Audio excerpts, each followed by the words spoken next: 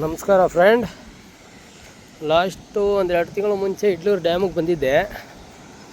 ಸ್ವಲ್ಪ ನೀರು ಜಾಸ್ತಿ ಇತ್ತು, ಆಡ್ತಾಯಿದ್ದು, ಪರವಾಗಿಲ್ಲ, ಸುಮಾರಾಗಿ ಬಿದ್ದಿತ್ತು. ಒಂದು 17-18 kg ಅಷ್ಟು ಬಿದ್ದಿತ್ತು.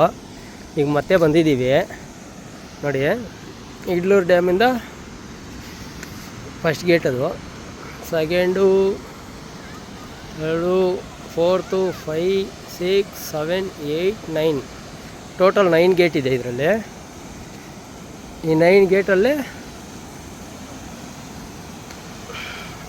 ಮೀನು ಆಡೋಕ್ಕೆ ಬರ್ತಾ ಇರೋದು. ಒಂದೇ ಒಂದು ಗೇಟಲ್ಲಿ ಮಾತ್ರ ನೀರು ಬಿಟ್ಟವ್ರೆ ನೋಡಿ.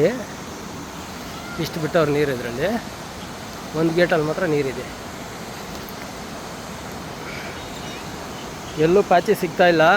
ಮಂಡ್ಯ ಇಡ್ಲೂರು ಡ್ಯಾಮ್ ಇದು ನೋಡಿ. ನೆಕ್ಸ್ಟ್ ಮೀನು ಹಿಡಿದ್ಬಿಟ್ಟು ಒಂದು ವೀಡಿಯೋ ಹಾಕ್ತೀನಿ ನೋಡಿ. Okay friends.